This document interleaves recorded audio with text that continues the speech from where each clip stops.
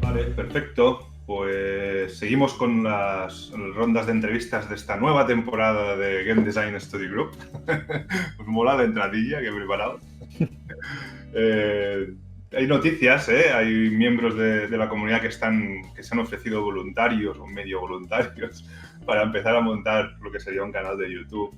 Y incluso gente que ha mostrado predisposición a montar un podcast semanal, ¿no? Entonces veremos si esto empieza a crecer un poco más allá de las entrevistas, más allá de las presentaciones por parte de los alumnos, que es algo muy interesante que también hacemos, y más allá de la estructura que tuvo inicialmente. Lo que sí que va a tener siempre son las entrevistas con gente de la industria del videojuego, sobre todo española, pero ya sabéis que de vez en cuando pues también traemos a alguien de por ahí internacional. Voy a recordar muy rápidamente las normas de la entrevista y después os presentaré los invitados que tenemos hoy, que son súper interesantes. Normas básicas. En un principio todos muteados, excepto los invitados y yo mismo. Si queréis decir alguna cosa, pues lo podéis escribir en el canal de preguntas de clase, si es una pregunta, y si es cualquier otra observación o cualquier dato que complemente lo que van a decir los invitados, lo ponéis en el canal de clase directamente y allí se quedará como una bitácora de la entrevista de hoy. ¿De acuerdo? Si puede ser, poneos vuestro nombre real, de tal forma que si hacéis alguna pregunta, los invitados sepan cómo os llamáis y se puedan dirigir a vosotros. Y básicamente esto. Está al loro de lo que van diciendo los invitados, de los juegos que mencionen, de los recursos que mencionen, buscarlos por internet y irlos poniendo en el canal de clase. ¿Vale? Hoy tenemos a dos miembros de LinceWorks. Tenemos a David León, que es co-founder y game designer en LinceWorks. Buenas, ¿qué tal? Hola, gracias. Soy David, encantado. Gracias por invitarme a esta charla. Muy bien. También tenemos a Daniel Castaño, que es game designer en LinceWorks y también es game design teacher, es profesor en el CITEM de game design. Creo que David, tú también ejerces la profesión desde hace bastante tiempo, ¿verdad? Que has sido profesor en la UOC y que ahora estás en el ENTI haciendo algo relacionado con proyectos, ¿puede ser? Sí, lo curioso es que yo ya empecé a nivel profesional trabajando en la Pumpo Fabra, digamos, como soporte, digamos, al equipo de investigación. Y sí, he estado un par de años apoyando la asignatura de Level Design en la UOC y más adelante entré en ENTI a llevar proyectos de tercero y estoy viendo que hay mucha gente de este Discord me suena a las caras, así que es una grata sorpresa. Muy bien. Ahora nos lo explicarás un poco más en detalle, sobre todo la parte de la UOC, porque no hemos tenido todavía a nadie que estuviese impartiendo clases allí o que participase en el proceso de elaboración del itinerario académico. Es un máster, ¿verdad? Lo que hay en la UOC, el máster de diseño y programación, ¿puede ser? Sí, de todos modos, yo no he participado en lo que sería la elaboración de diseño académico y era más parte un poco de gestionar las seminarios, prácticas de la asignatura de Level Design que hay impartida allí. Pero bueno, vamos a detallar más tarde. Vale, bueno, después si quieres ahondamos un poco, porque aquí hay mucha gente interesada en másters, porque cuando acaban la carrera no saben muy bien cuál es la oferta nacional y tal, y a lo mejor pues alguien puede estar interesado en estudios superiores de la UOC que no se han trabajado demasiado en las entrevistas que hemos ido haciendo y bueno, lo más habitual pues pueden ser o han sido otras opciones. Estoy seguro que alguien buscará ahora información sobre este máster y la pondrá por ahí. Vale, perfecto. Pues ahora que nos hemos introducido todos, normalmente empezamos con una pregunta bastante relacionada con el perfil de gente que tenemos aquí en el canal, que suelen ser estudiantes pues, de ENTI, del Tecnocampus de la UPF o del CITEM de la Pompeu y de la Politécnica de Cataluña. La mayoría son estudiantes.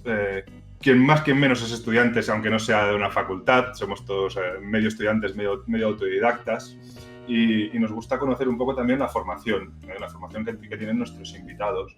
Tanto los estudios reglados que podáis haber hecho, como estudios avanzados como másters, posgrados o incluso otro tipo de cursos o de tutorías que podáis haber hecho. mí me interesa mucho, sobre todo, que nos dirijamos al target del público que tenemos, estos estudiantes, ¿no? Y si tenéis alguna recomendación que hacerles, si pensáis en soft skills que en un principio no se incluyeron en vuestros estudios, pero que después vosotros adquiristeis con el tiempo y que son recomendables de cara a un buen perfil, de un buen candidato para entrar en un estudio de videojuegos, pues también es algo que me gustaría que destacaseis, aparte de la formación que podáis tener. Por ejemplo, Dani, Dani y yo compartimos una asignatura de Game Design 1 en STEM, y lo tengo más parmà, diguéssim. ¿Puedes explicar un poco tus estudios y qué soft skills o qué recomendaciones tienes para los alumnos en este sentido? Sí, yo tengo bastante en común con la gente que esté aquí estudiando videojuegos porque, bueno, antes de estudiar videojuegos, porque yo estudié una carrera parecida a la que creo que está estudiando aquí mucha gente, estudié cine y fotografía, hice un superior, que es algo que, bueno, si luego hablamos un poquito del trabajo que estamos haciendo en Lince, sí, pues me ha servido. Eso me ha servido bastante en lo que ha sido encontrar un camino o buscar un camino dentro de la industria. Pero ya digo, los estudios universitarios que hice fue la carrera de videojuegos, como la que tanta gente está estudiando aquí. Lo que pasa es que yo la hice en Madrid, porque en su momento solo se hacía allí. ¿Dónde la hiciste, Dani? ¿En qué facultad o cómo? Se llama ESNE, el centro, y creo que pertenece a... No sé, pertenecía a la Camilo José Cela, pero creo que cambió luego. Es un centro privado, como podría ser ENTI o CITEM. Correcto. Y entonces los estudios de cine los hiciste aparte de la carrera de videojuegos. Sí.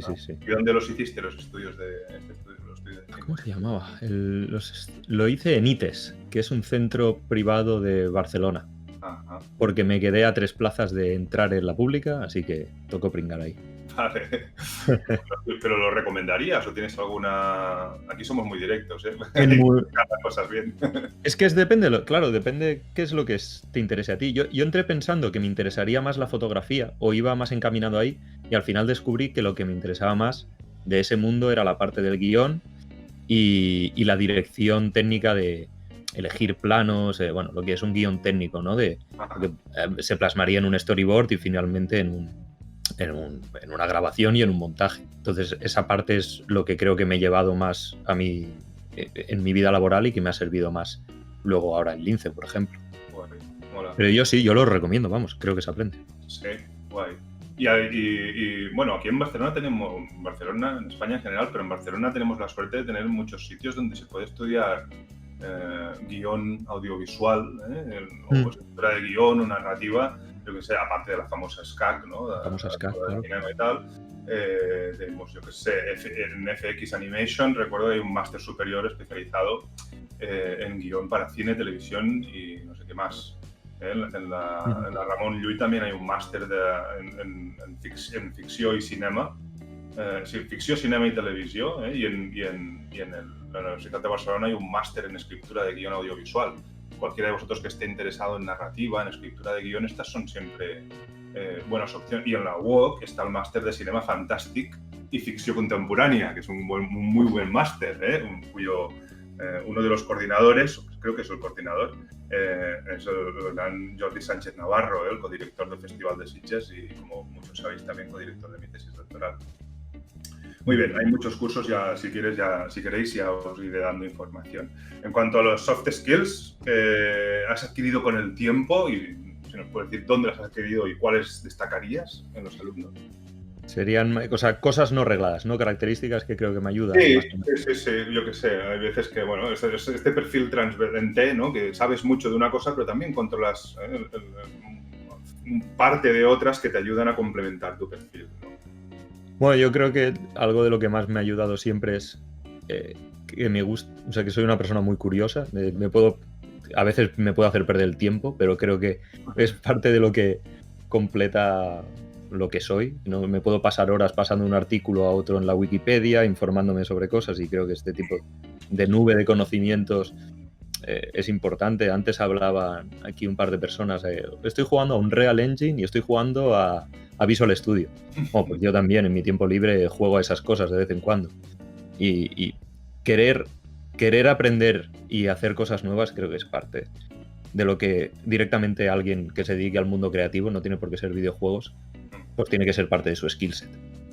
Y después diría que esto es un trabajo de equipo la mayoría de veces. Y haber jugado a deportes de equipo toda mi vida creo que ha sido básico para saber trabajar con, pues, defendiendo tu punto de vista, trabajando en equipo, intentando conjuntar esfuerzos y ostras, parece que no, pero cuando un equipo va creciendo hay muchas visiones creativas, hay muchas maneras de hacer las cosas y al final tenemos que encontrar un camino en el que nos sintamos cómodos todos. Muchos egos. Creo que es una parte importante. ¿No, Dani? ¿Cómo? ¿Perdón? Que muchos egos también. Alguno hay, pero yo he tenido suerte, creo, en ese sentido. Alguno he encontrado, pero... Me alegro. ¿Qué deportes, Dani? ¿Qué practicas o qué practicabas? Sí, porque ahora mismo está la cosa complicada. Nada, soy muy tradicional. Fútbol, básquet, jugué a waterpolo un tiempo hasta que vi que me iba a matar eso. Nada, muy tradicional. Que no era sano, ¿no? Muy bien. Son dos soft skills de los que se destacan habitualmente. El trabajo en equipo. Es algo que todos tenemos muy presente y que muchas veces pues se da por sentado y no se... O bien no se trabaja bien, o bien no se identifican bien cuáles son los puntos fuertes o los pilares, ¿no?, del trabajo en equipo. Sí. En la universidad intentamos mostrarlo un poco y intentamos fomentarlo un poco, ¿verdad, Dani? Pero bueno, es verdad que a veces haría falta algo un poco más detallado. Sí. ¿No? David, ¿nos puedes explicar? Porque tú tienes una larga trayectoria también, tanto a nivel de estudios reglados como luego a nivel de profesional, del que hablaremos, ¿no? Pero en este caso, ¿no?, en este momento, ¿qué estudiaste tú? ¿Por dónde tiraste? Yo creo que tiré por el camino obvio.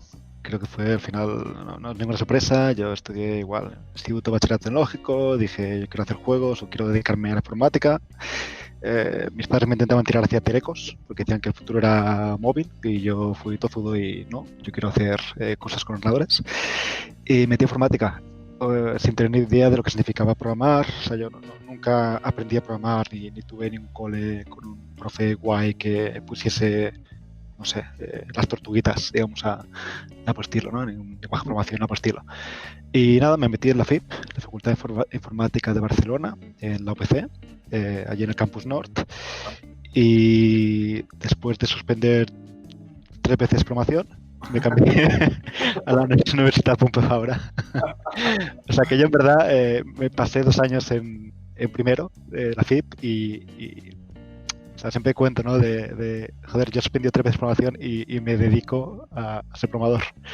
Así que al final es muy relativo, lo digo porque hay veces que la gente se desanima, ¿no? Porque es una carrera muy dura y el sector es muy duro.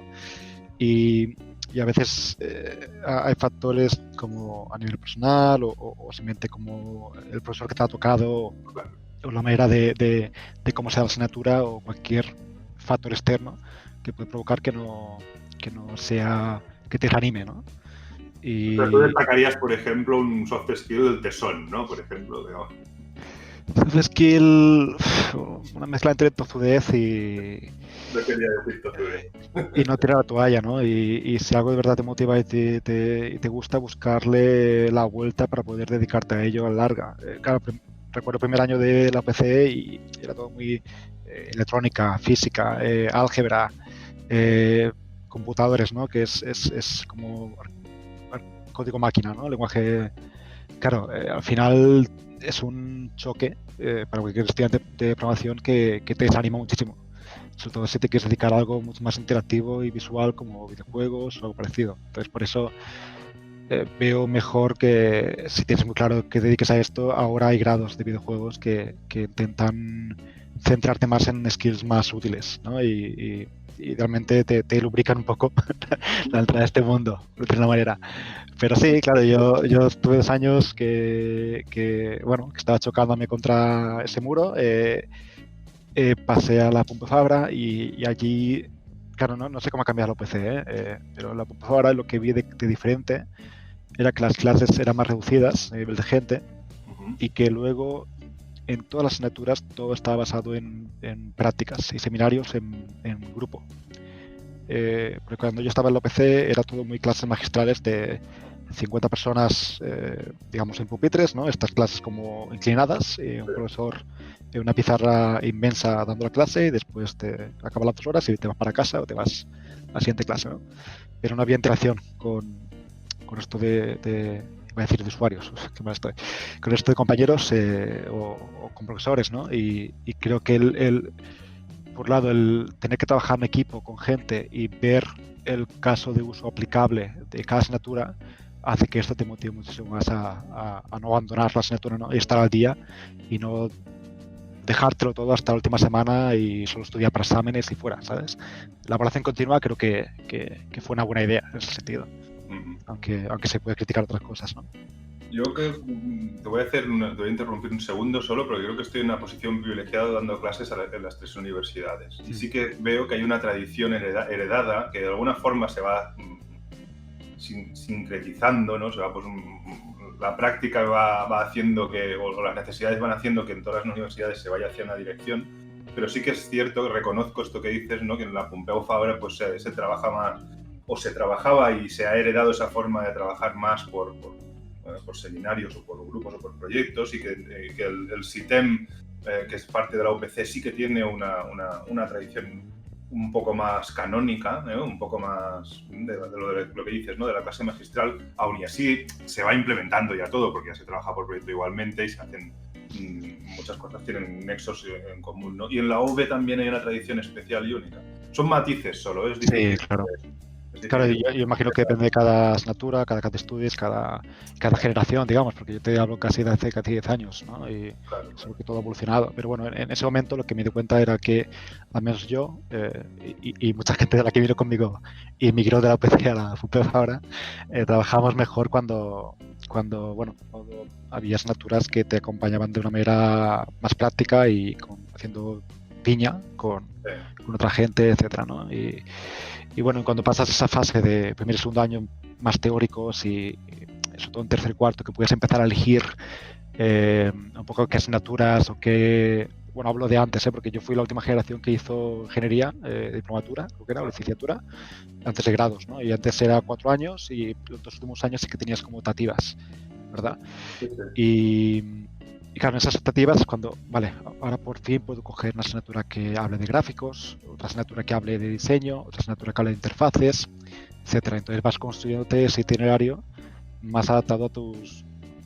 Esa especialización, esa mención. Claro, esa vocación, lo que sería un máster, ¿no? Un posgrado, imagino. Sí. Y bueno, entonces aproveché estas asignaturas para intentar empezar a tocar un poco lo que sería videojuegos. Pero bueno, más que nada motor gráfico, etcétera. Es que ya desde el primer año, lo primero que hice al llegar en primero me junté con otro chaval que conocí allí y tal, y nos juntamos para hacer un juego en Android, una especie de Super Meat Boy, digamos, en Android cuando era Android 1.4 o una cosa así, en Java. No teníamos ni idea, nos habían enseñado solamente algo de C++ y Java en la uni y empezamos a tirar con esto, ¿no? Y ya desde el inicio yo intenté siempre tener un pequeño proyecto para un poco volcar ahí un poco, ya sea creatividad o no sé, echarle horas, ¿no? Es lo ideal. ¿El juego llegó a salir en algún sitio o fue un proyecto universitario? Sí, no sé si sigue estando en la App Store o, bueno, solamente era Android porque no tenía ningún iPhone, no tenía pasta para un iPhone, así que lo desarrollé solo para Android. Y lo bueno es que ya era un juego de ninjas, siempre tiene una sesión de ninjas. Y lo bueno es que, sí, bueno, os lo pondré después si queréis en el canal. El nombre y hay un montón de gente que empezará a buscarlo, ¿no? Sí, bueno, el juego se llamaba Hyperactive Ninja, que era de un ninja que era adicto al café. Hace un año así, este compañero que trabajó en este juego conmigo sacó una nueva versión actualizada para Switch, PC y demás, una especie de remake bastante heavy. Pero bueno, empecé así, haciendo un juego ya de ninjas en primero de carrera. No he cambiado, soy muy estático. Oye, si funciona, ¿por qué cambiarlo, no? Sí. Pero me pongo a plantear mi carrera y digo, joder, qué predecible soy. Está en septiembre el juego, por lo que veo, por lo que brincan por ahí. ¿Perdona? que está en Steam el juego. Sí, la versión moderna, que mi compañero Víctor Pedreño estuvo un año y algo trabajando en ella, sí, pero si buscas quizá en Android, por ahí existe. Y en verdad, creo que gran parte de la carrera me la financié porque saqué la primera app de estilo Wikipedia, estilo wiki de Minecraft. Sí.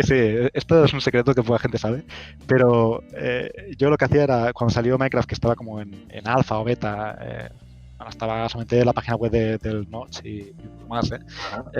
Claro, empecé a monté una app que iba sacando iba escribiendo en páginas de Photoshop, en PNGs de Photoshop, ibas exportando páginas de una wiki, en plan, pues, qué sé, crafteo de algo. Y lo hacía Photoshop y exportaba el PNG y lo cargaba en la aplicación. Entonces, la aplicación al final ocupaba un porrón de megas porque había cientos de imágenes a pelo. Era horrible a nivel de programación. Pero esa app era la primera que hubo de wiki de Minecraft. Y sacaba una pasta con publicidad brutal. Hasta que un día me llegó un correo de los abogados de Minecraft y dijeron, oye, que hay que cerrar el chiringuito.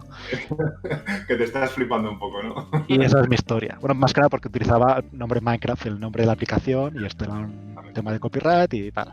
Y bueno, y por ahí existe, no sé si existe todavía la aplicación. Creo que lo buscaremos. Aquí nos encanta hacer digging de las cosas que nos van nombrando los invitados. Pero después, cuando acabaste la carrera, seguiste como investigador, ¿no? O formando parte de un grupo de investigación o ayudando de alguna manera. Sí, acabé el grado, bueno, evidentemente por el camino trabajé de todo, trabajé de vendiendo móviles en el campo, trabajé, poniendo cableados de telefonía en oficinas, de todo un poco, ¿vale?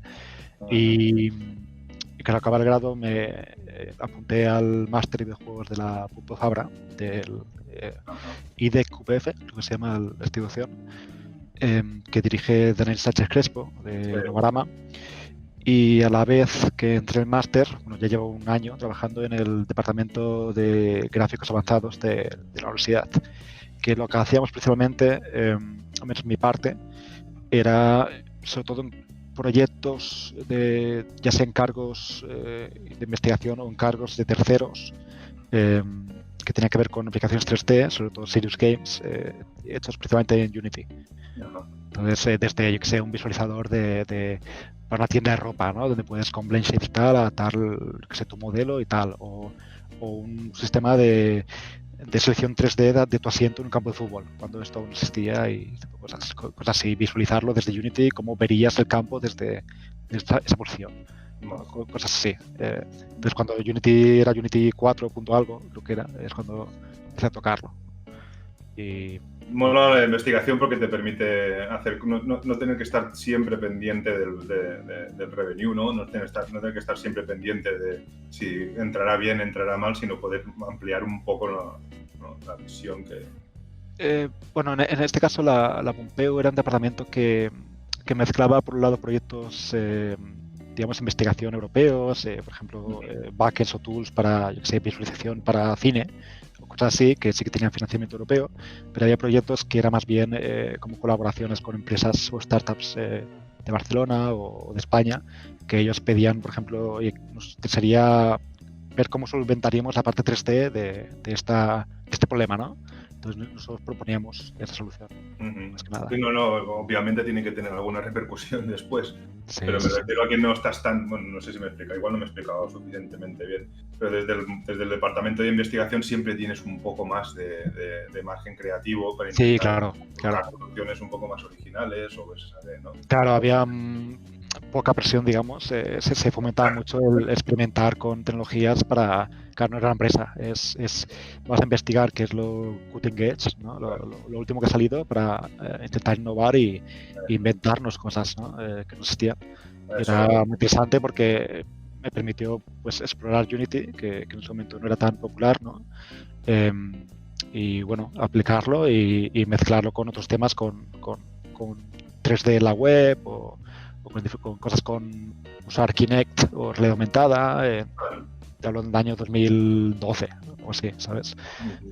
Interesante. Es hace nada, pero que es ya la prehistoria del juego. Escúchame una cosa, David, y en cuanto a los soft skills, en todos estos años, bueno, pues todavía quedan más cosas que has hecho como profesor, etcétera, pero ya lo iremos hablando, si te parece. Sí. En cuanto a soft skills que puedas identificar, decir, mira, esto no está relacionado con nada de lo que he estudiado, pero lo fui aprendiendo en determinado contexto y me ha ido muy bien en el mundo de los videojuegos. ¿Hay alguno que habilidades sociales, por un lado. Habilidades sociales... O sea, yo soy súper mega introvertido, en verdad, pero te tienes que obligar a... O sea, tienes por las habilidades sociales de team building y trabajar en equipo, etcétera, porque al final tienes que trabajar con un equipo multidisciplinar, trabajar con artistas, ¿no? Esa gente. Y gente de marketing, gente, qué sé, de publishers, todo tipo de departamentos que no piensan como tú y bueno, y al final tienes que aprender a cómo gestionar relaciones sociales en ese sentido. Y luego, por otro lado, si vas a emprender, ¿no? Digamos, de skills casi de emprendeduría, ¿no? Aprender skills de cómo transmitir tus ideas o cómo venderte o también skills ya de negocio, ¿no? ¿Quién te las ha aprendido a ti, David? ¿Dónde las has aprendido? ¿Fuiste a los sitios como Cibernarium o como que hacen cursos así rápidos y tal? Pero ¿tú dónde aprendiste estas skills de comunicación siendo introvertido, tal como dices? ¿O cómo aprendiste estas skills de emprendeduría, ¿no? Cuando empezasteis a montar vuestros propios estudios y proyectos. Bueno, pues como todo, por fuerza bruta. No, pero principalmente lo que cuando acabamos el máster, que ya me estoy avanzando muy rápido porque estamos aquí acaparando la conversación, y Dani está ahí se ha ido por ahí. Yo estoy cenando. Ahora le damos. Bueno, creo que hay un poco de explicación que más tensa, ¿no? Como dice Ferran en el Discord de texto, el canal de texto. Pero al final de acabar el máster nos apuntamos a una especie de formaciones que ofrece gratuitamente el Ayuntamiento de Barcelona con el programa de Barcelona Activa, que está en Glorias. Ajá. Y tienes como típicas charlas de qué es una SL, qué es una SA, cómo se hace una empresa, cómo se cierra, todo este rollo. Entonces, a partir de ahí, por un lado, a nivel básico de qué es una empresa, y luego, obviamente, hablando con mucha gente que ya ha montado empresas o que lleva empresas para aprender de ellos. Y también, bueno, alguna clase para aprender cómo hablar en público, o hacer presentaciones y cosas, un poco salir de la burbuja, ¿no? De tu zona de confort. Pero sobre todo, intentar siempre conocer gente que tenga más experiencia que tú y que te pueda enseñar, aprender de ellos, ser humilde. Muy bien, sí, es muy recomendable la ayuda y la tutorización y la mentoría que te hacen desde Barcelona Activa cuando quieres montar cuando quieres emprender, cuando quieres montar algún negocio o alguna startup.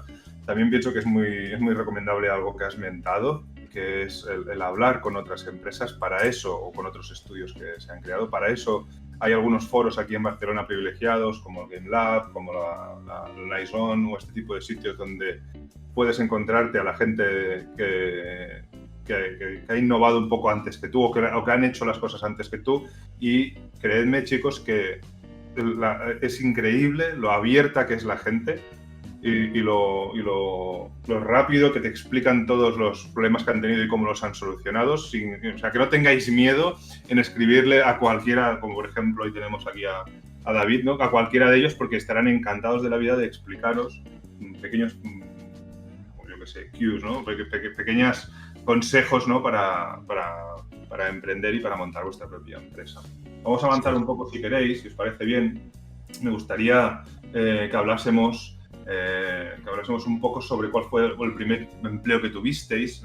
No sé si tú emprendiste directamente o no, David, pero Dani, tú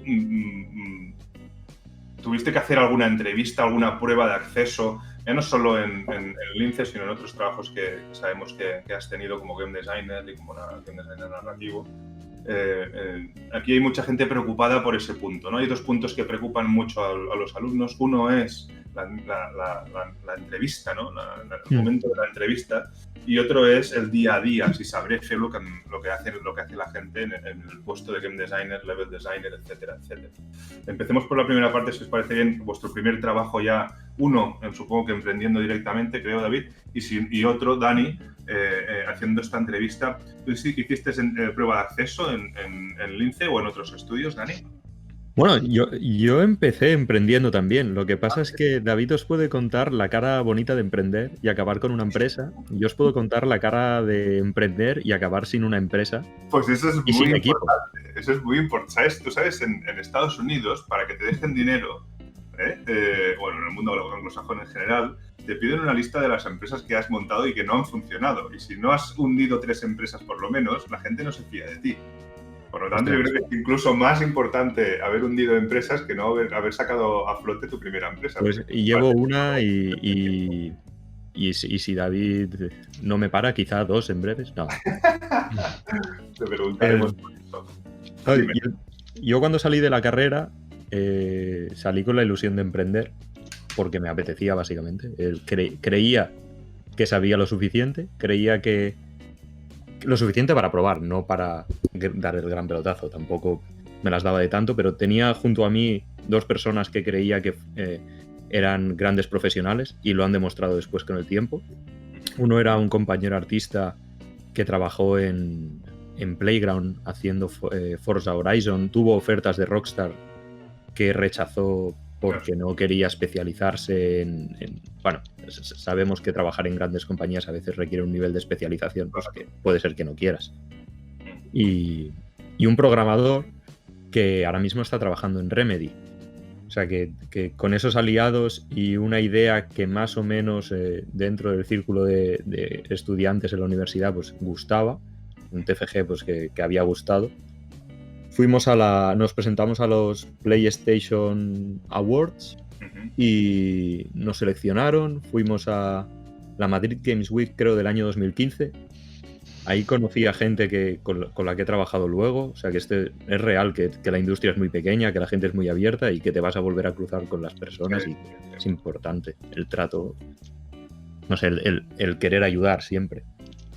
Y allí tuve la suerte que un profesor que tenía, que nos tenía en estima o creía en nosotros más de lo que nosotros creíamos en nosotros mismos, nos dijo, oye, ¿por qué no probáis de hacer esto un poco más en serio?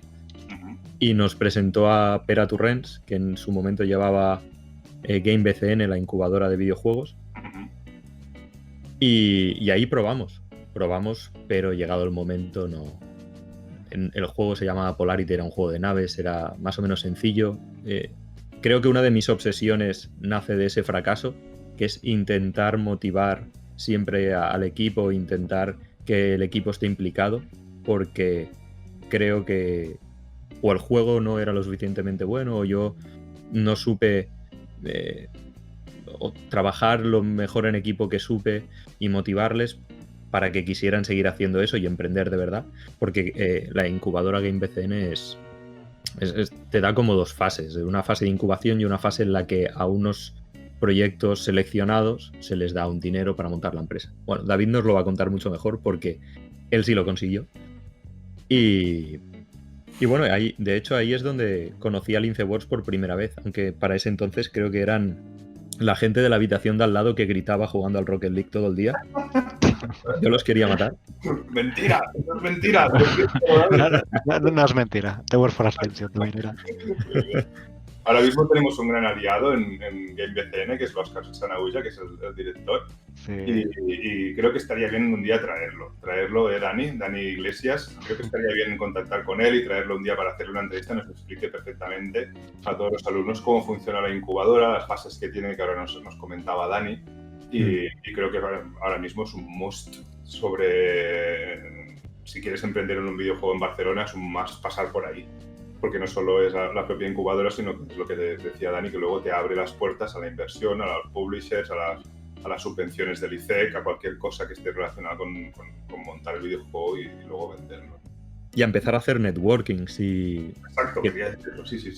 Que creo que es muy importante. Como decías, la gente es muy abierta, de tanto en la Paris Game Week, en la Madrid Games Week aquel año, como después en eventos que se hacen en Barcelona, como en Game BCN. Creo que conocer a un montón de gente de la escena indie generalmente de Barcelona me ha servido un montón.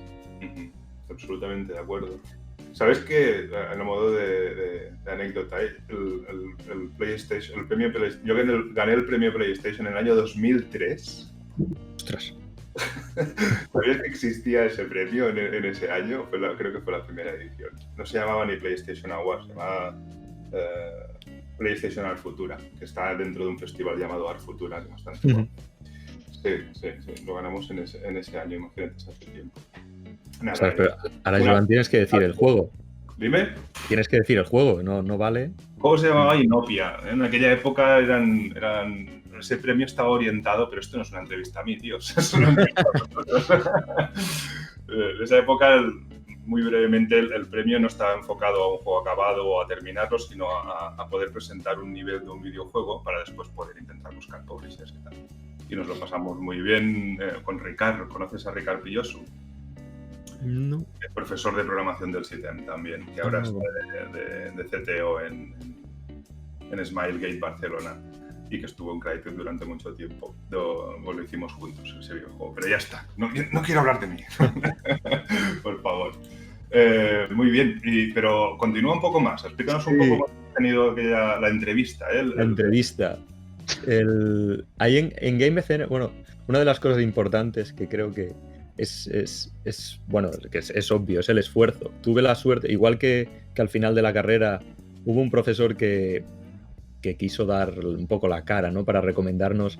De hecho, esto, bueno, no se debería decir, pero entramos en el programa de GameBCN fuera de plazo, un poquito de la mano de ese profesor que dio la cara por nosotros. Es verdad que les faltaban proyectos, que no habían encontrado lo que buscaban, y entramos un poco fuera de plazo. Pero el intentar siempre pues esforzarte y dar lo máximo que puedas dar, también me sirvió para que cuando pues el equipo se disolvió, no conseguimos formar una empresa o no estuvimos de acuerdo en intentar emprender en la fase de aceleración, en la fase pues ya que se te da el dinero y tal, el Pere Torrents de GameBCN me ayudó a buscar entrevista de trabajo. Me recomendó a un conocido suyo que acaban de montar una empresa que era el socio mayorista era Emilio Aragón. Sí. O sea, que en su aventura en los videojuegos, a los que creo que no volverá jamás, porque la cosa no salió excesivamente bien. Pero me recomendó como diseñador. Sí. Hice una entrevista y no me cogieron, porque en aquel momento creo que A Crowd of Monsters, los creadores de Blues and Ballads, estaba cerrando, o acababa de cerrar, no recuerdo muy bien. Y grandes, gente con bastante más experiencia que yo, pues eran en parte conocidos de la gente que estaba montando esta nueva empresa. Uh-huh. Y al final, pues por currículum, obviamente pasaban muy por encima de mí. Uh-huh. Pero tú no te desanimaste. Pero no me desanimé y me acordé de una historia, que es que esto es en realidad tiene grises esta historia. Me acordé de una historia de una charla en la universidad de un hombre que era, no sé, un dirigente de Electronic Arts de España, no sé bien de qué, que había empezado como artista en Blizzard, que había ido y no la habían cogido. Y les dijo, cogerme igualmente, trabajaré un mes gratis y si luego os convenzo, pues ya me contratáis y si no, me vuelvo. Así que me acordé un poco de eso y dije, las primeras oportunidades cuestan, ¿qué puedo hacer? Les dije, vale, me falta experiencia, pero a vosotros os faltan diseñadores. Entonces, cogedme, aunque sea de prácticas, y yo voy a venir aquí, voy a hacer una hora más de la que ponga en el contrato, y eso es lo que hice. Me cogieron, era difícil, o sea, estaba básicamente diciéndoles esclavizadme, así que supongo que no se pudieron negar mucho a eso. Dijeron, este chaval es tonto. Eso, Dani, o sea... No creo que fuese por la hora extra por lo que finalmente te decidió cogerte, sino por mostrar una actitud proactiva y una motivación alta. No sé si a nivel moral tienes que dar este consejo, ¿eh? No, por eso digo que tiene muchos grises ese consejo. O sea, a mí, ¿cuál habría sido mi camino si no lo hubiera hecho? ¿Habría sido mejor? ¿Habría sido peor? Pues la verdad es que no lo sé. Yo os digo lo que pasó. O sea, yo no me siento cómodo diciéndolo como una recomendación, pero es lo que pasó. Lo podemos enfocar como una entrevista o como una terapia, tú mismo, Dani, no hay problema. No te preocupes. Está bien saberlo.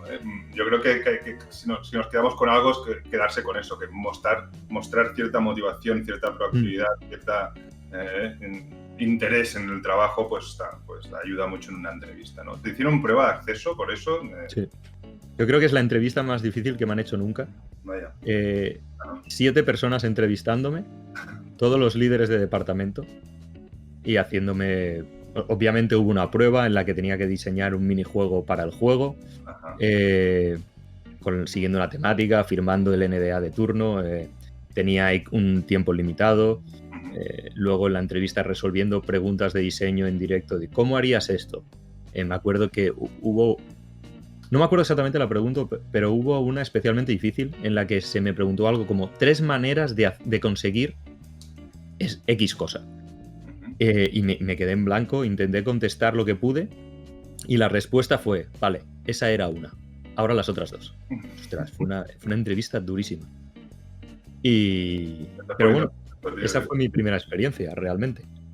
Bien. Y escucha, ¿el NDA se ha cumplido ya? ¿Tienes derecho a enseñarnos el trabajo y tal? ¿O es un poco...? El juego es Reservoir Dogs Bloody Days, un juego basado en la franquicia, bueno, en la película de culto de Quentin Tarantino, Reservoir Dogs, con un game feel o una temática o un género totalmente contrario a lo que la película rezuma, no sé. Al final es un juego de acción, un top-down shooter, jugando un poco con una mecánica de tiempo. Es interesante, pero el problema, si quieres en algún momento, pues, o más adelante en la entrevista lo hablamos, es intentar hacer un juego con mecánicas que sean totalmente disonantes con la narrativa de la obra de ficción en la que se basa. Puedes comentarlo ya directamente si quieres, ¿eh? Sí. Bueno, los peligros de trabajar con una IP fue lo que aprendí también ahí. Al final esto lo cuento a alguien de aquí que lo habré tenido en clase quizás, ahora no estoy mirando los nombres y tengo muy mala memoria, pero ya lo sabrá. Siempre lo explico, el trabajar con una IP puede ser un escaparate, pero es un arma de doble filo. Nosotros trabajamos con la IP esta de Reservoir Dogs, que al final es una película de Tarantino, muy basada en los diálogos.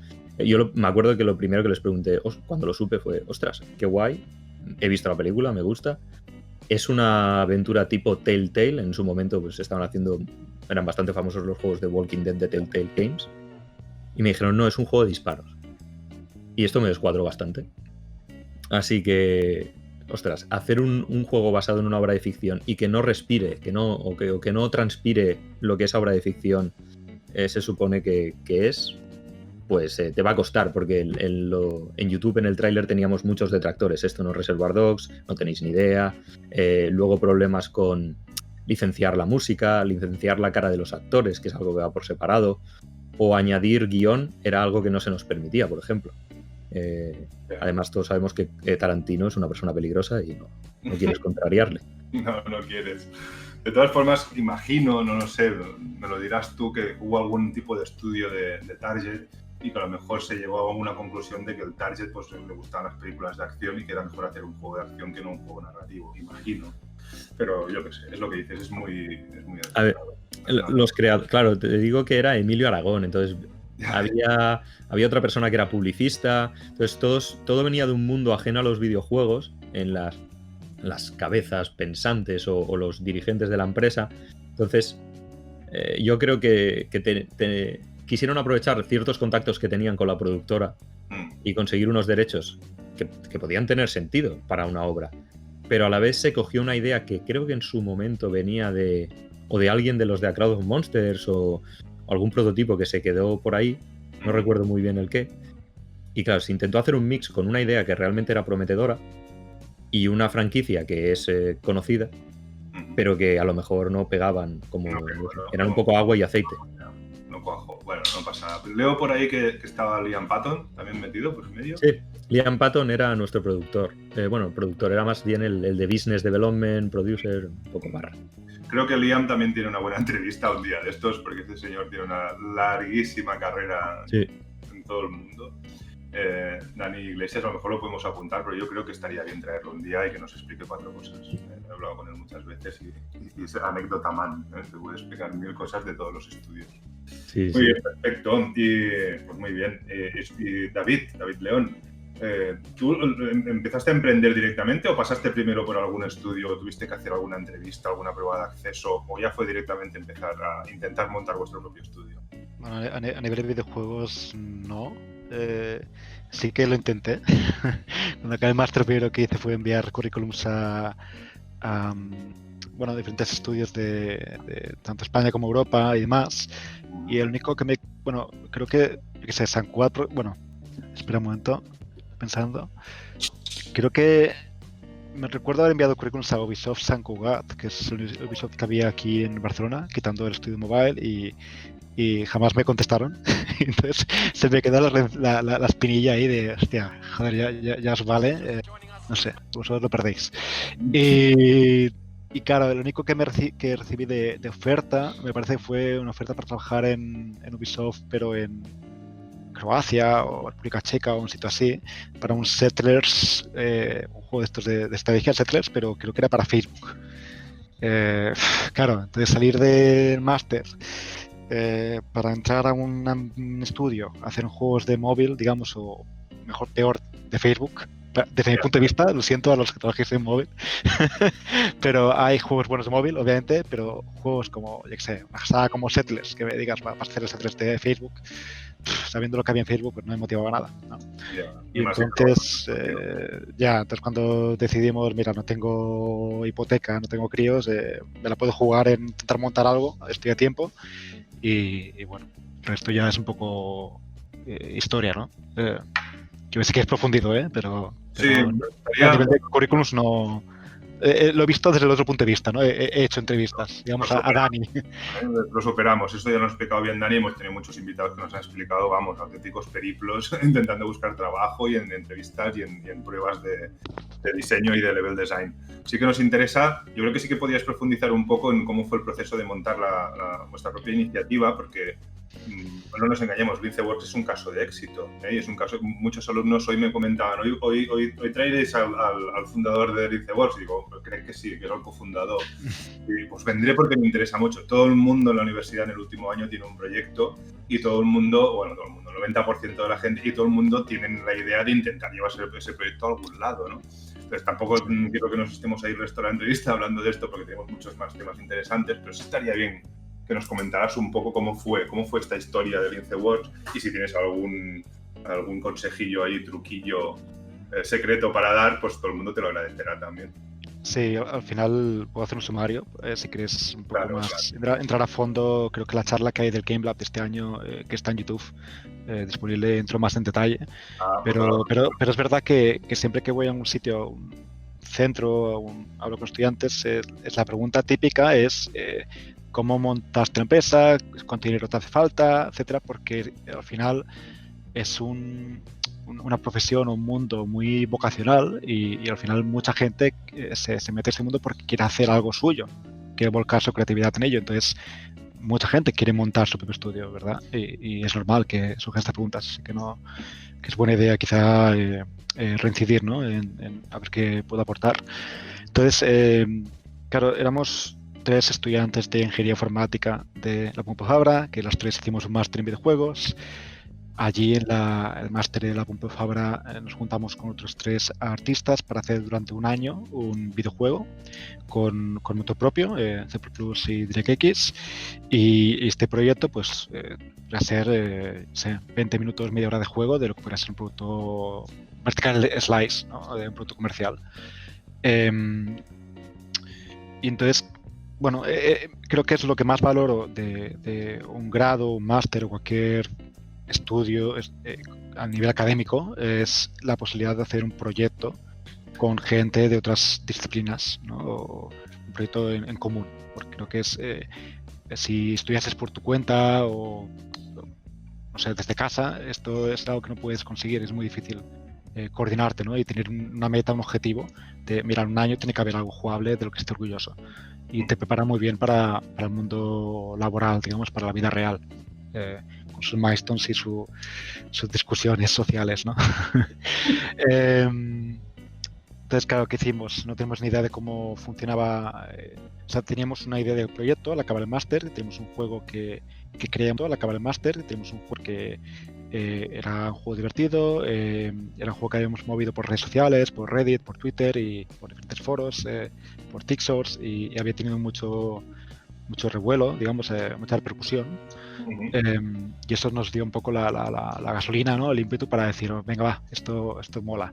Y como ya dije, pues ver la dificultad con la que las pocas opciones interesantes que había de estudios interesantes que había en España de videojuegos también no me incentivaba mucho a intentar trabajar para terceros, digamos, ¿no? Yeah. Entonces dije, si tengo que estar X años trabajando en diferentes estudios, en géneros o juegos que no me motivan, para eso intento montar algo yo, ahora que tenemos la oportunidad. Y bueno, en el peor de los casos, ahora hemos perdido X dinero, X tiempo, pero todo el aprendizaje que hay por el camino es algo que nos llevamos, ¿no? Y si no lo hacemos ahora, más adelante será mucho más difícil porque no tendremos...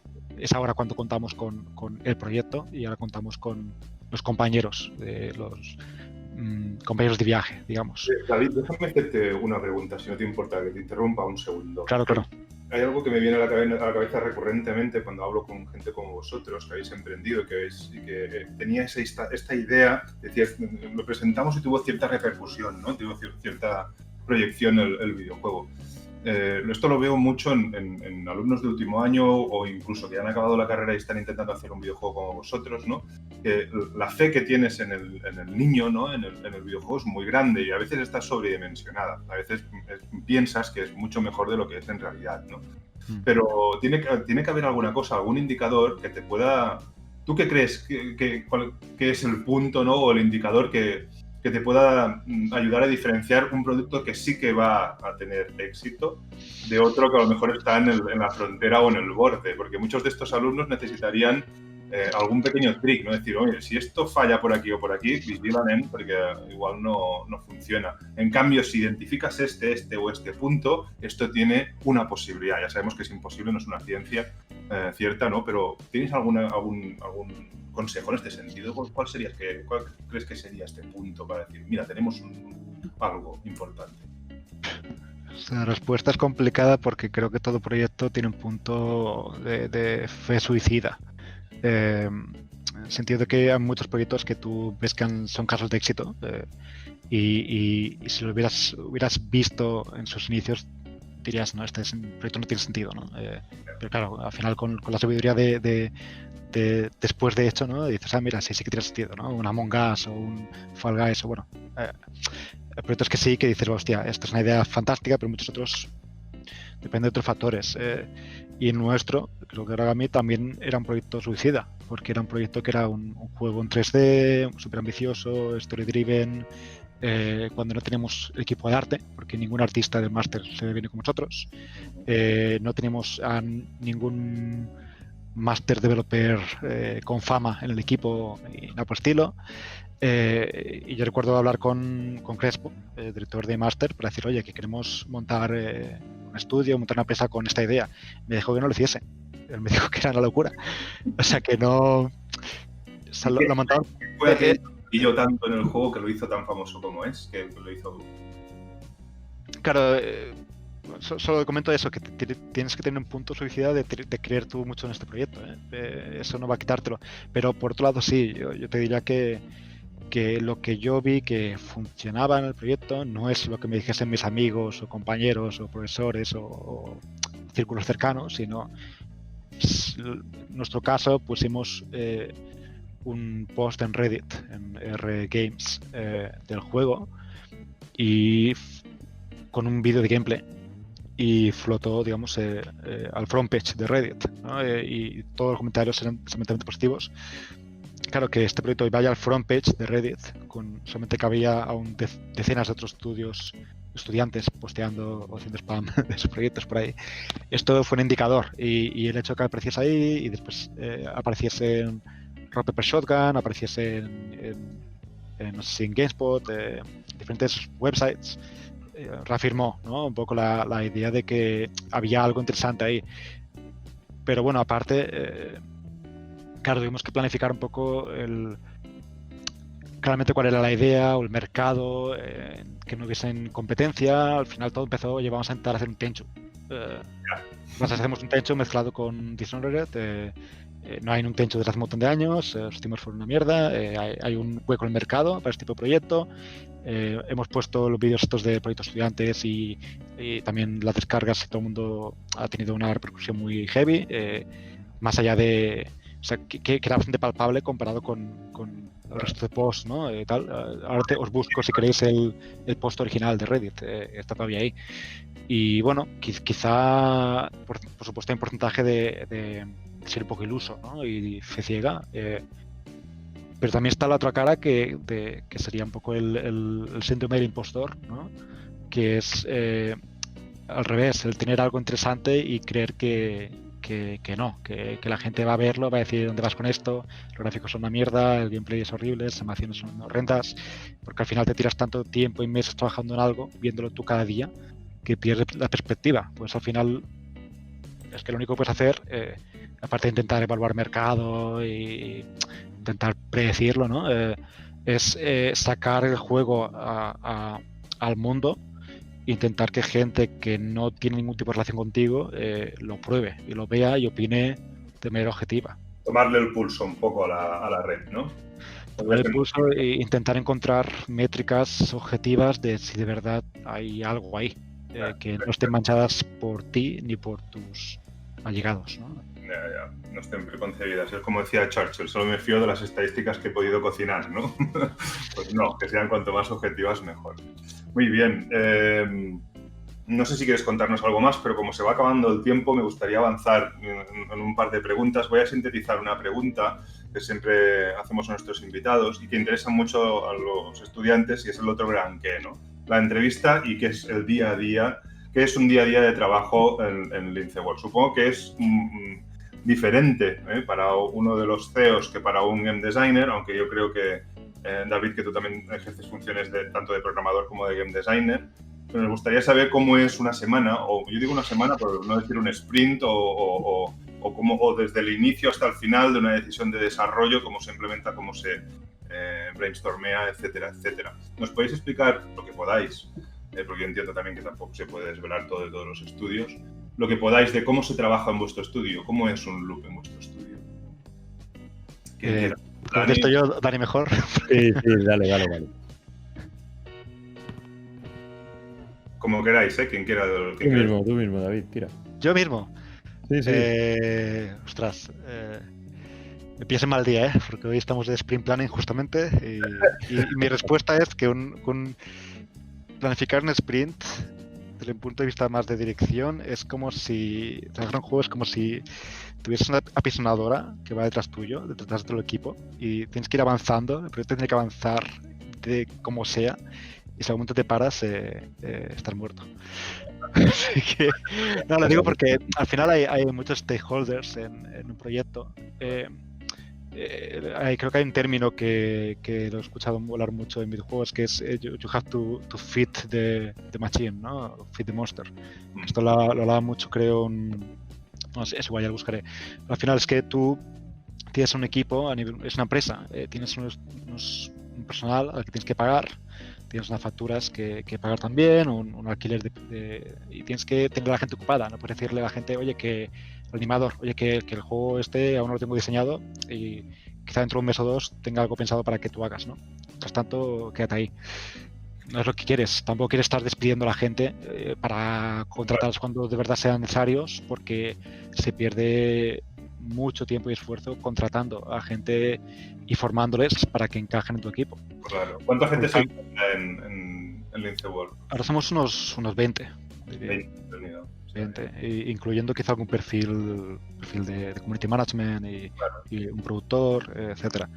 Pero es eso, al final hay una sensación constante de que tienes que hacer un poco de malabarismo entre lo que quieres que sea el juego a nivel de diseño de features, el coste que tiene todo esto, el Gantt, que sería un poco el timeline de qué está haciendo cada persona en el equipo y que no haya ninguna tarea que bloquee a ninguna persona, ¿no? O que hacer ese puzzle de proyecto. Y a nivel de empresa también balancear qué es lo que tiene que venir después de este proyecto, ¿no? Porque por ejemplo recuerdo con un problema que tuvimos con Aragami al final del proyecto era que como no nos creíamos del todo hasta qué punto iba a funcionar bien el proyecto, no habíamos planeado para qué vendría después de Aragami. Y entonces ocurrió que el proyecto salió, funcionó bien, estuvimos X tiempo entretenidos parcheando cosas y demás, pero claro, después era ¿y ahora qué hacemos? ¿No? Porque no había planeado ningún Aragami 2, no había planeado ningún proyecto y tuvimos que diseñar sobre la marcha un DLC, que era Aragami Nightfall, que lo diseñamos sobre la marcha para tener a la gente del equipo ocupada y para que mientras ellos hiciesen este contenido de este DLC pudiésemos diseñar Aragami 2. Pero las tareas de diseño requieren mucho trabajo, honestamente, y al final nos encontramos con que íbamos diseñando a la vez que iban haciendo assets, iban construyendo cosas y de nuevo empezaba la rueda a girar de, vale, tienes que diseñar Aragami 3 mientras el equipo tampoco tiene faena, ¿no?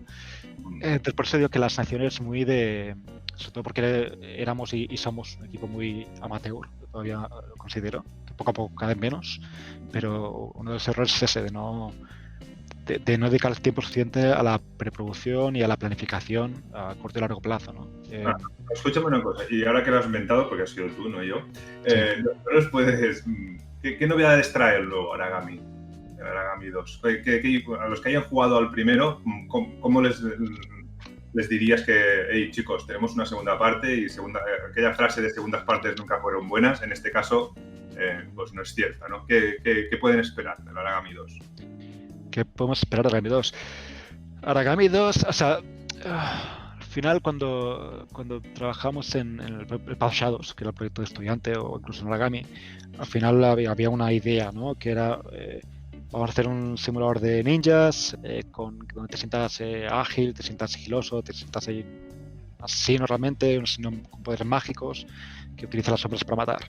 Entonces esta premisa, o de mood, lleva todo el desarrollo. Y siempre al final, por tiempo, por capacidad del equipo, de lo que sea, por presupuesto, estás limitado, ¿no? Al tipo de proyecto que puedes hacer. Y entonces Aragami 2 creo que se acerca mucho más a la idea original de lo que teníamos. Porque si realizo Aragami 1, al final era un juego de sigilo de ninjas donde tienes un ninja que no salta, ¿no? Tienes un ninja que no se siente ágil. Entonces tuvimos que recortar y centrar mucho en unas pocas mecánicas pulidas que sí que pudiésemos darle cariño, pero poder hacer un Aragami 2, una secuela, nos permite por fin, aparte de aprender todo lo que salió bien, salió mal del primer proyecto, ¿no? Pues ir la dirección que queríamos originalmente, que es este simulador de asesino mágico, digamos. Es prometedor, ¿no? Es decir, el Aragami 2 es todo aquello que siempre habíamos querido hacer y por presupuesto a lo mejor no pudimos llegar a hacer, pero ahora sí que podemos, gracias al éxito del primer Aragami. Creo que es una muy buena forma de venderlo. Por otro lado. Yo creo que ningún proyecto de videojuego se cierra como los diseñadores quieren.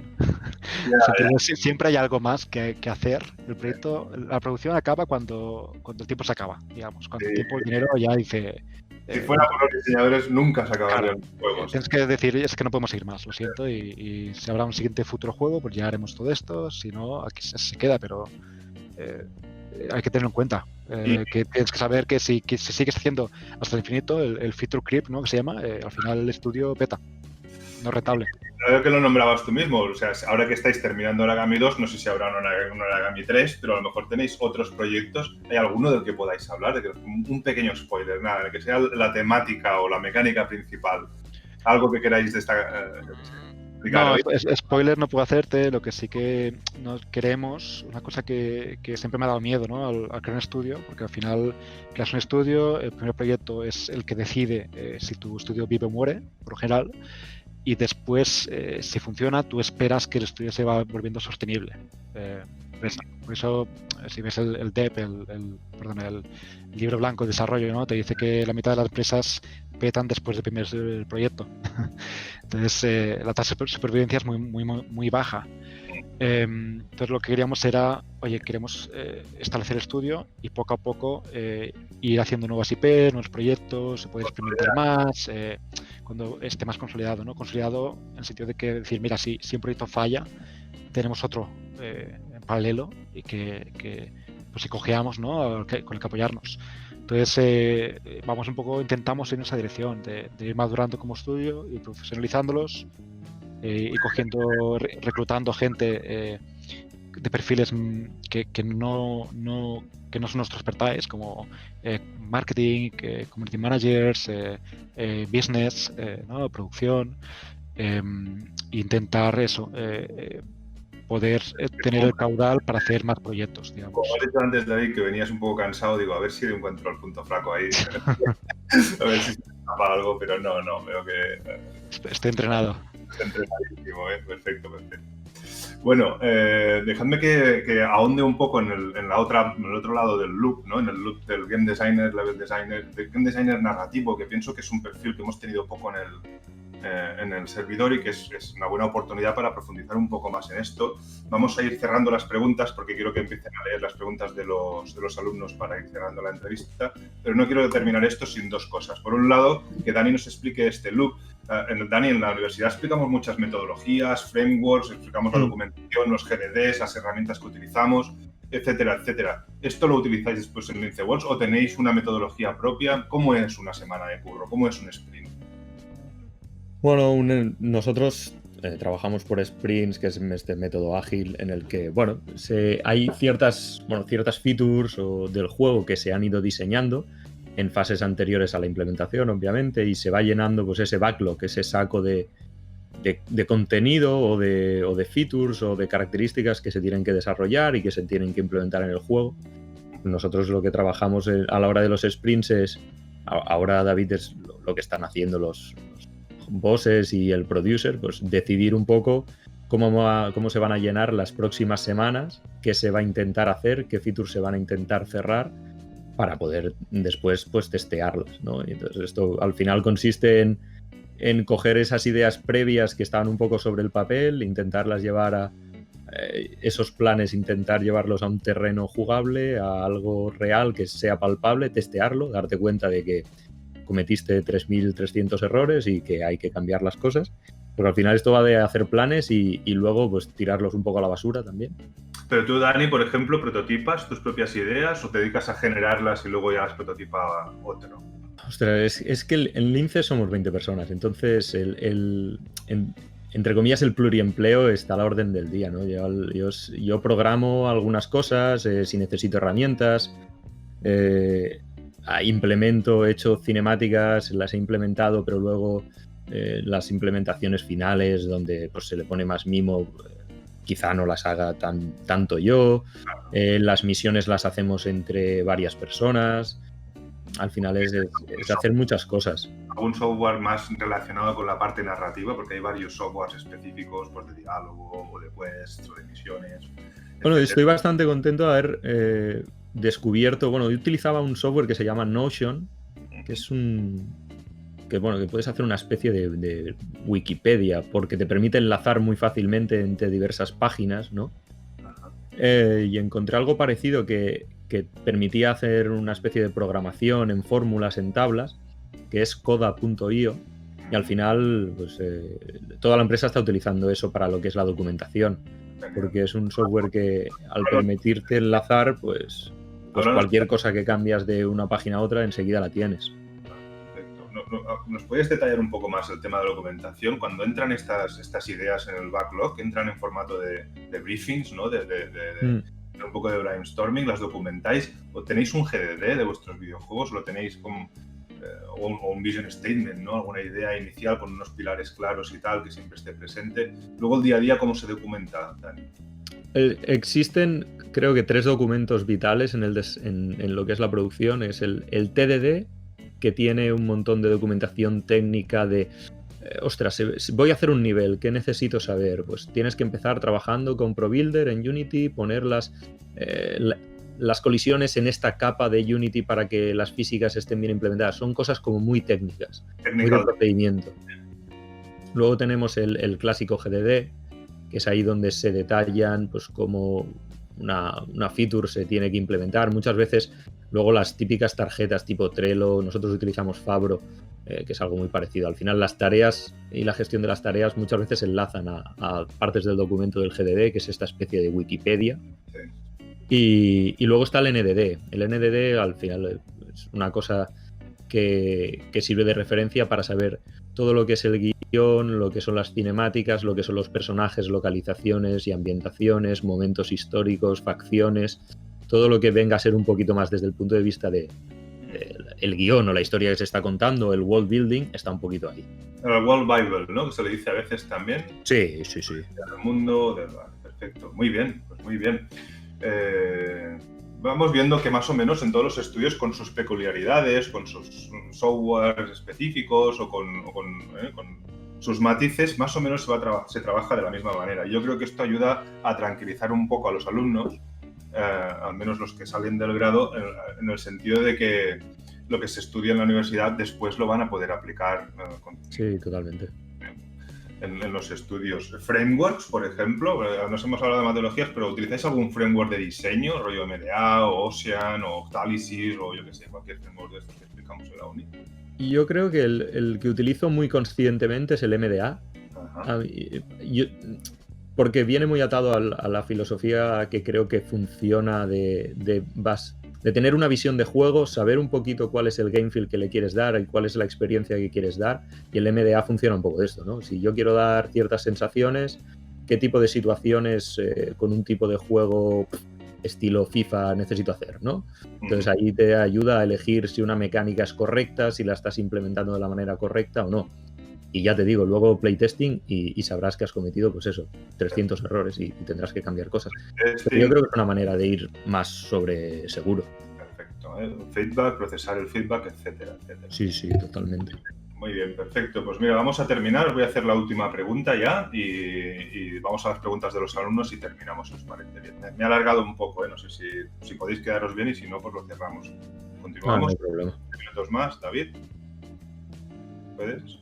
¿Cuál es la pregunta, perdón? Vamos, se ha alargado un poco la entrevista y que en principio pues todos tenéis cosas que hacer. No, está libre, seguimos. Sí. No, vale, perfecto. Pues una preguntilla muy rápida.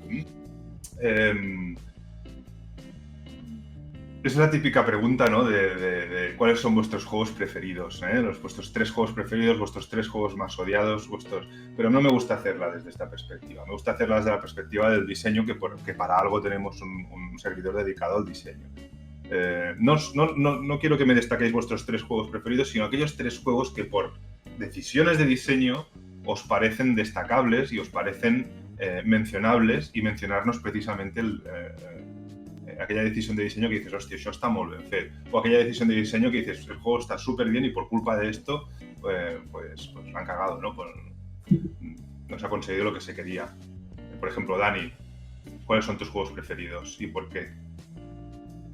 Tengo muchísimos, claro. Y casi que los preferidos no serían los mejores, son los que me han marcado, pero creo que de los últimos años, uno que hizo que me estallara la cabeza es The Witness. Y es precisamente por el diseño. La manera que tiene de hacer evolucionar todas las mecánicas que va introduciendo, y como en un mundo, al final es un mundo abierto, aunque sea un mundo abierto muy pequeñito, como sin aparente guía, ¿no? Porque al final el diseño de juego es guiar al jugador de una manera invisible, ¿no? Creemos que estamos tomando las decisiones que nos sale, no sé, que nos vienen en gana, pero al final nos están guiando continuamente, y creo que ese juego lo hace especialmente bien, sobre todo introduciendo puzzles y mecánicas de puzzles que realmente son tan complejas. Hace que te sientas muy inteligente. Sí, exacto, muy bien. Esa puntualización me ha gustado un montón, ¿eh? Aparte, este señor pues es un poco el capi de tutti capi, ¿no? Sí. Bueno, muy bien. ¿Y alguno que destaques a nivel negativo, que digas, ostras, con lo bien que pintaba y esta decisión de diseño? Puedes destacarlos desde la nostalgia, desde las mecánicas, desde un género, desde la perspectiva que te apetezca, ¿no? Pero que digas, ostras, no me ha gustado esto, ha sido una mala decisión de diseño. Ostras, podría decir en los últimos años un juego que me ha decepcionado, que no creo que sea un mal juego, de hecho creo que es un juego de notable, ¿Por qué? Claro. pero para poner en valor una parte del desarrollo de los juegos, y es Uncharted The Lost Legacy, que es bueno, este Uncharted un poco más pequeño, ¿no? Que se hizo después de Uncharted 4. Que cierra la saga, sí. Y ostras, creo que pone...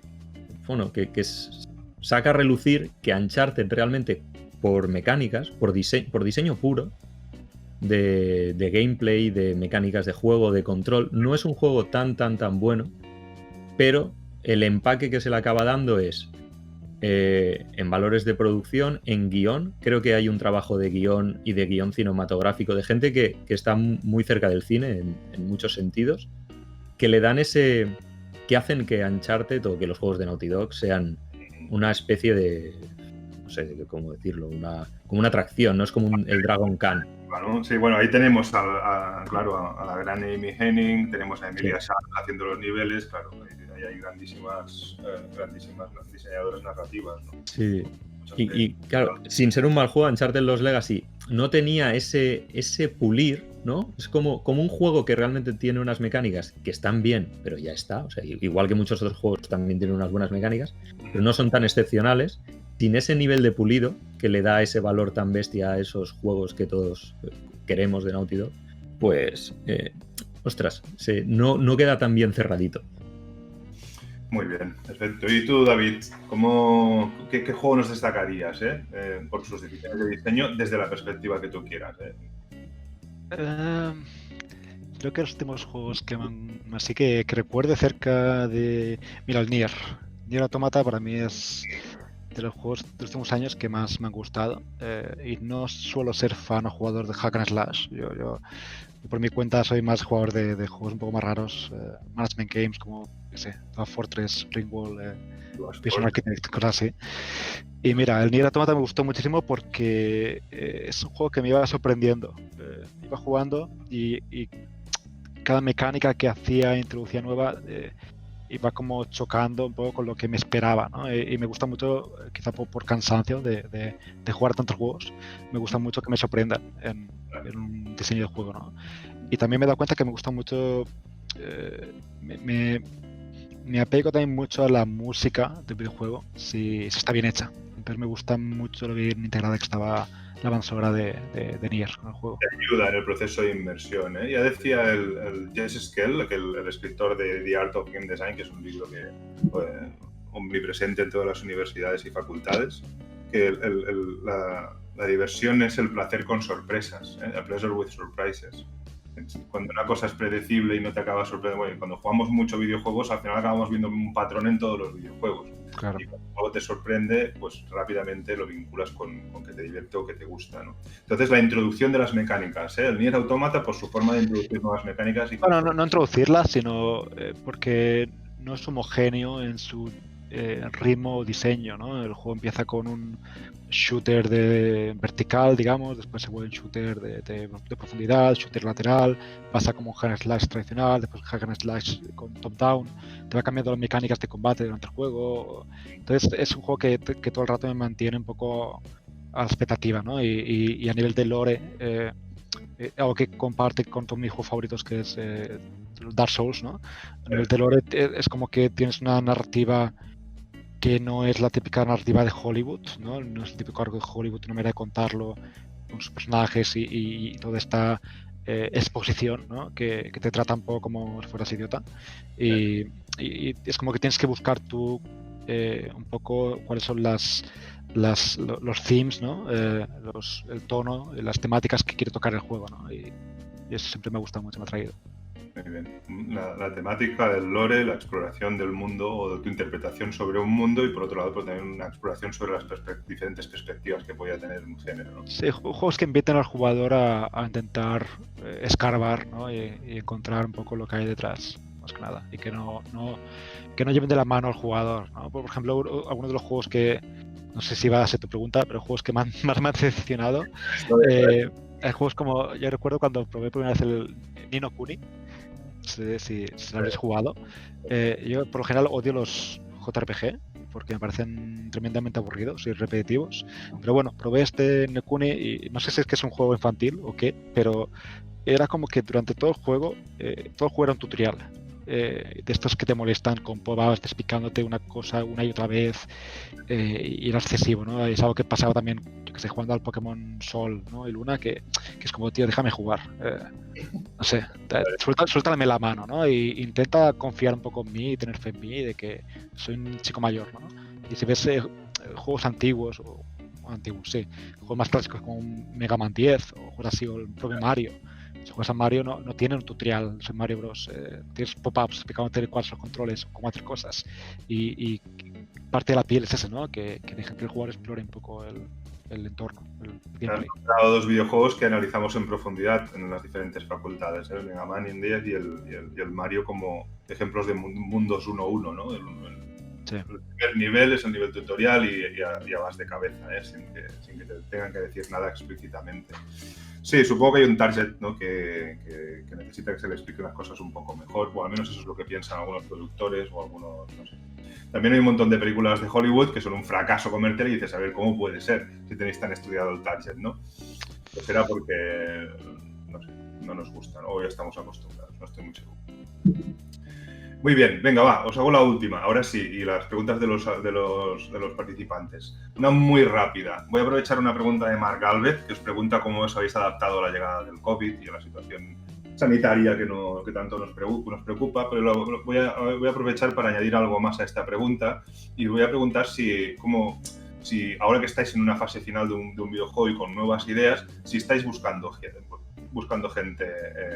en Linceworks. ¿Qué hay que hacer para aplicar? ¿Tenéis una página de careers o algo así? ¿Nos podéis dar algún consejo o le podéis dar algún consejo a los estudiantes sobre unas pruebas, entrevistas, sobre cómo prepararse y tal? Sí, ¿se puede contestar esto, Dani? Sí. Yo lo que me he dado cuenta es que la industria es súper pequeña y todo el mundo se conoce. Entonces, primero, si trabajas en algún sitio, ¿no? o tienes interacción con gente de la industria, intenta que sea una interacción positiva y que salgas de un sitio dejando buen sabor de boca a todo el mundo, digamos, porque al final todo el mundo habla. Y siempre nos llegan currículum o necesitamos a alguien, o al final siempre lo que hacemos es preguntar, oye, este chico que ha trabajado aquí, pregunto a esa persona, al dueño de esa empresa o a alguien que haya trabajado con él y pregunto cómo es esta persona trabajando. Entonces es lo primero que hago, este primer filtro. Nosotros no hacemos entrevistas como las que pasó Dani en la otra empresa, nosotros no hacemos pruebas, no hacemos nada por el estilo. Lo que hacemos es primero un poco de scouting, necesitamos un perfil, vamos a preguntar a otros estudios que conocemos o entre contactos y tal, si hay alguien que cumpla ese perfil.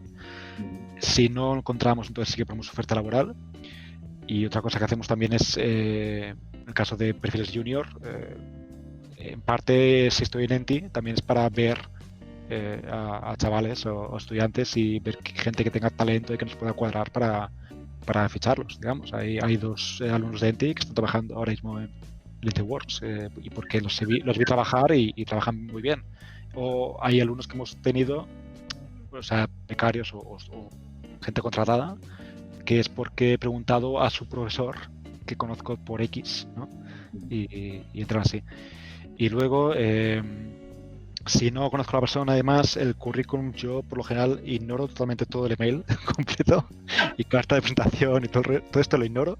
Solamente voy a mirar el link a ArtStation si es un artista, o GitHub o Itch.io si es un designer o programador. Ya está, es lo único que miro. Miro eso, veo si me llama la atención lo que han hecho ahí y si me interesa, entonces me miro el resto del email. Chicos, fijaos la importancia que tiene un buen portafolio en una entrevista, que incluso, claro, es que al final todo lo que pones en un currículum es muy parecido, y más para gente que acaba de salir de la facultad, que todos tenéis un perfil bastante parecido. Lo que os destaca pues es tener un más portafolio o menos, o un portafolio más elaborado o menos. Y el tema del COVID, David, ¿cómo lo lleváis? Bueno, Dani está en su casa, así que yo a cuestas entre ir a la oficina o estar trabajando desde casa, depende, somos 20, pero en la oficina ahora mismo hay 2 personas, porque es un poco tarde, pero durante el día ha habido, no sé, 4 o 5, quizá. Bueno, es una industria que se le da bien, digamos, adaptarse a trabajar online, en principio. Y en cuanto en marzo, me parece que era, ¿no? Cuando ya surgió todo el tema de que se venían malos tiempos, ya todo el mundo se cogió el ordenador y se lo llevó para casa, digamos. Pagamos los transportistas, taxis y demás y preparamos un poco lo que es el servidor, etcétera, para que la gente pudiese trabajar desde casa, ¿no? Y compramos equipamiento, auriculares, cosas así, para que la gente estuviese cómoda. Y a día de hoy, pues eso, todo el mundo sigue trabajando, la gran mayoría desde casa. Hay alguna persona que porque requiera llegar a la oficina, porque tenga que trabajar con un dev kit o alguna cosa así, o porque a nivel, yo qué sé, emocional le hace falta salir de casa, ¿no? Porque quizá en casa, por situación familiar o algo no está cómodo, pues hay alguna persona que viene, pero por lo general es muy flexible. En principio teletrabajo y si no, pues casos concretos, pues vais a... Recomendación oficial de teletrabajo y si hay alguna causa mayor, hay cierta flexibilidad de venir, pero se recomienda desde casa. ¿Ahora, David, o ahora estáis cerrando proyecto y no contratáis? Ahora mismo están buscando escenario artist, uno senior, que esto es más complicado, y junior. Entonces estamos como ahora revisando, no sé si hay más de 200 o 300 currículums. Estamos en ello. Muy bien. ¿Y tenéis una página de Careers, en una página web donde se puedan consultar las propuestas de trabajo o eso no lo publicáis? ¿O buscáis, como has dicho, más...? Sí, hay una página de Careers, os la pongo aquí, el canal clase es linceworks.com, hay un apartado que pone Careers y pone lo que hay disponible, digamos. Que ahora mismo estamos buscando los Environment Artists.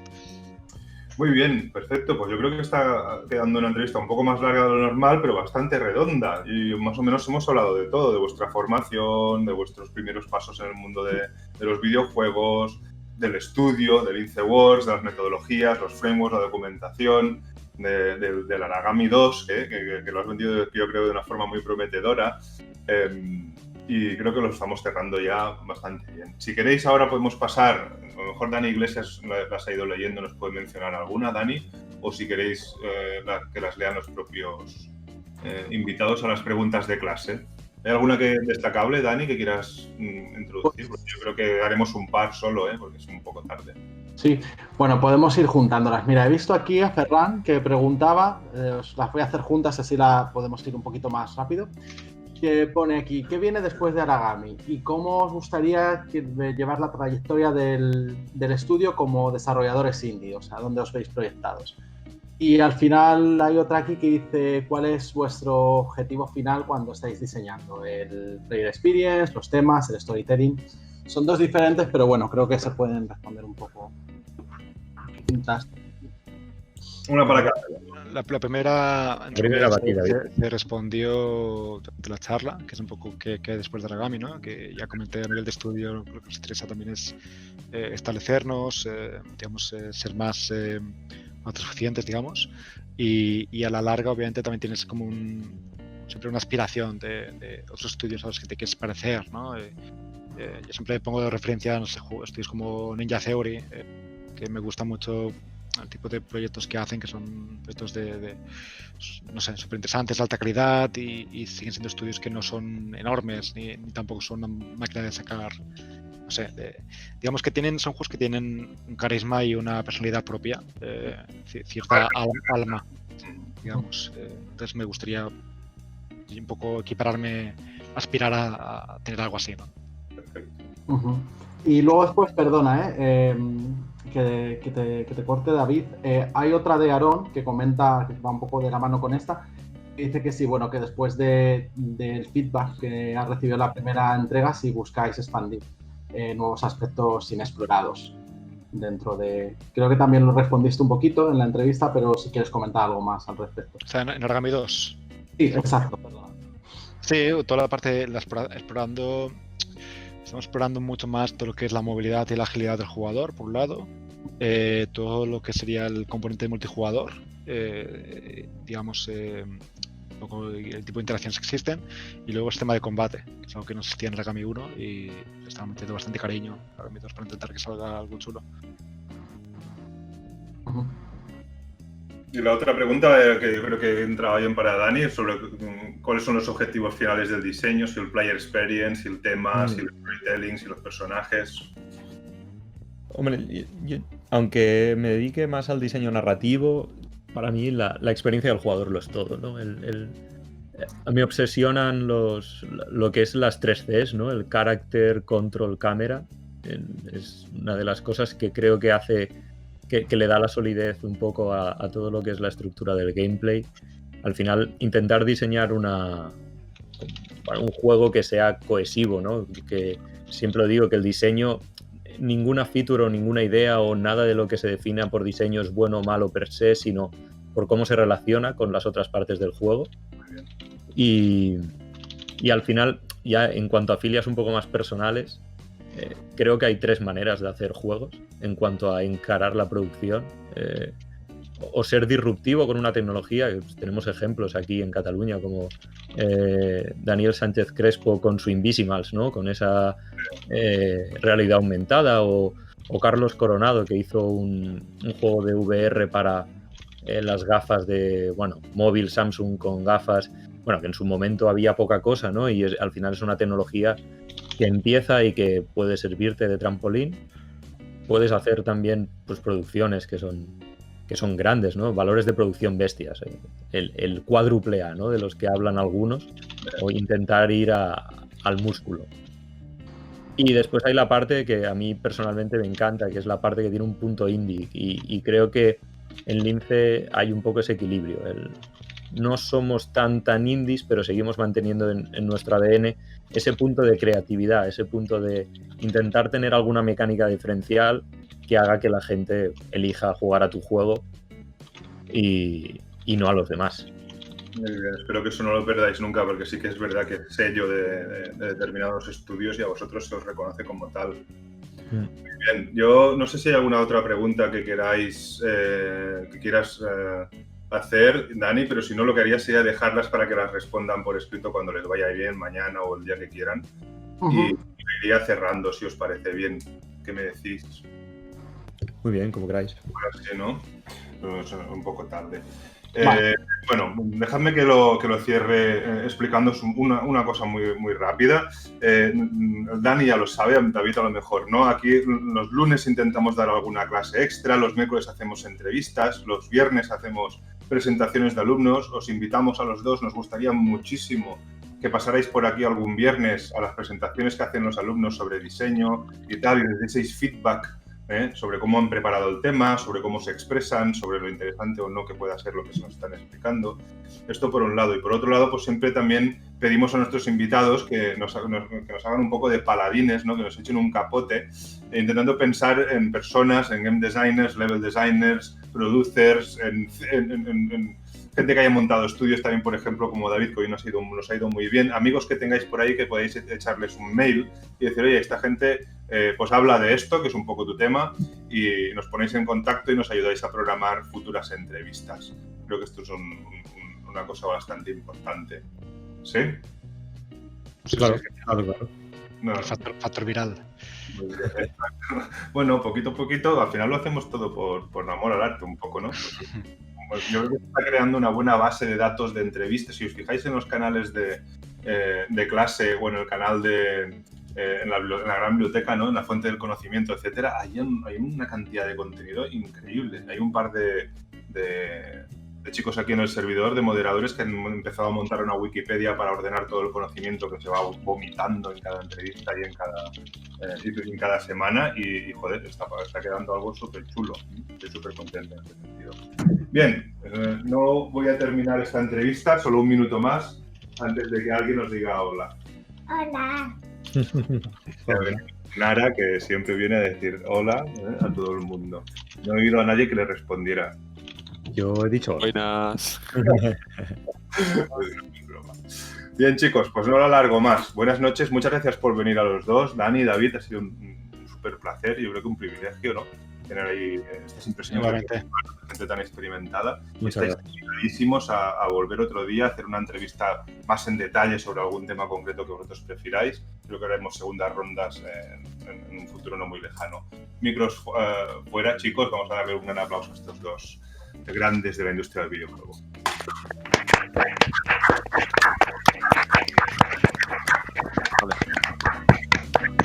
Gracias. Muy bien, muchas gracias. A vosotros.